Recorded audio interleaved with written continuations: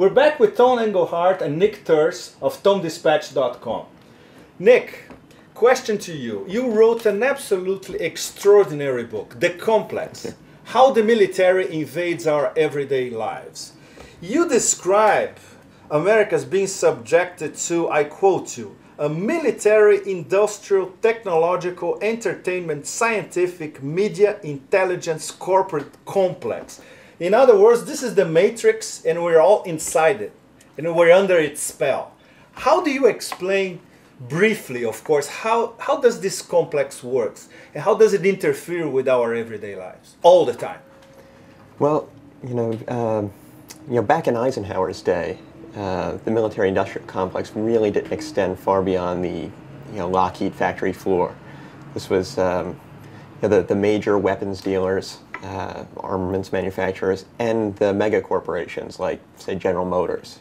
Now today, Lockheed, Boeing, they're still the largest of the military contractors, and GM still plays a part in these big mega corporations. But today, the Pentagon has tentacles that extend far beyond that. They've gone into just about every sector of American life.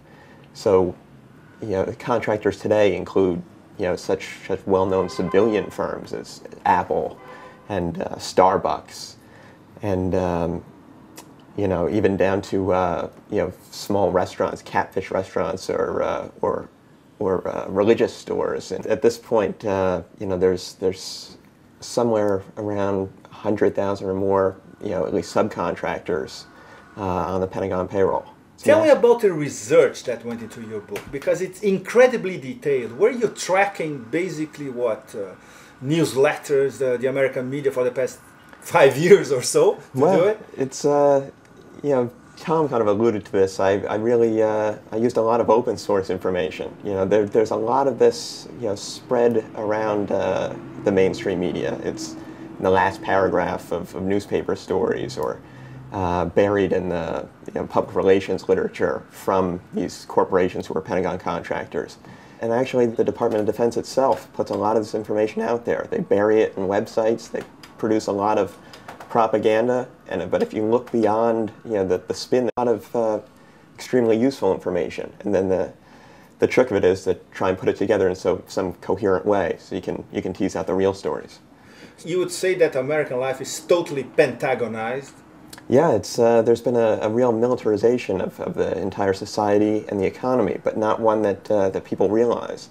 There aren't parades with tanks rolling down the street and guys in uniform, but this is going on covertly. It's in it's in the pop culture, in the hottest movies. Last year, Transformers, the movie, a huge blockbuster hit. Major Pentagon influence. This year, Iron Man. They find ways to infiltrate the American mainstream culture. Would you say, Tom, that we are more or less repeating the script during the build-up towards the war against Iraq in 2002? We are more or less repeating the script now in 2008 in terms of an attack on Iran. Would you say that this is just a matter of who is going to attack Iran? The US, Israel, or both? And before or after the presidential election, or it's much more complex than that? I think I'd go for much more complex than that, because I have to say as a start that Tom Dispatch raised the possibility of an attack on Iran. Ray McGovern wrote a piece for me back in, I think, 2003, suggesting that this might happen. And in fact, we have to remember that in the pre-war period, one of the neocon quips was, everybody wants to go to Baghdad, real men want to go to Tehran. I've never forgotten that. On the other hand, and certainly this administration wanted to take out Iran, and it's clear that the vice president still does. Nonetheless, my own feeling, despite, if you're on the internet, it seems as though we're about to attack Iran every third second. I actually think it's going to be increasingly hard for the Bush administration to attack Iran. By the time you get to the moment where it might happen, October, November, whatever it might be, oil's probably $170. It becomes almost impossible to imagine the $400 barrel of oil or whatever it is, even for relatively, they are kind of mad dreamers, and anything's possible. I don't rule anything out. I think it's going to be hard. I don't think Israel, you brought up Israel, I don't think Israel could attack Iran without the United States. It would be a really perilous thing for them to do, almost inconceivable. And I don't think they could just attack Iran with the okay from a faction, even the Cheney faction within the American government. I just don't see that as possible. So I think actually an attack on Iran is actually, despite all the bluff and bluster and everything that's being done, including terror tactics against Iran and the building of bases along the Iraqi border and so on, I don't expect this actually to happen. I could be proven wrong, and I've certainly written about it. What you're saying, maybe, 3 out of 4 American voters, they're saying that gas prices will be determined in their decision how they're going to vote in November. So could we be contemplating a case that high oil prices in November will work against Bush's decision to keep the military option on the table? Absolutely. Bush will be defeated by gas prices, in fact. I think he will. And in fact, one of the real... And the Dick Cheney faction, of course. Yeah. One of the real...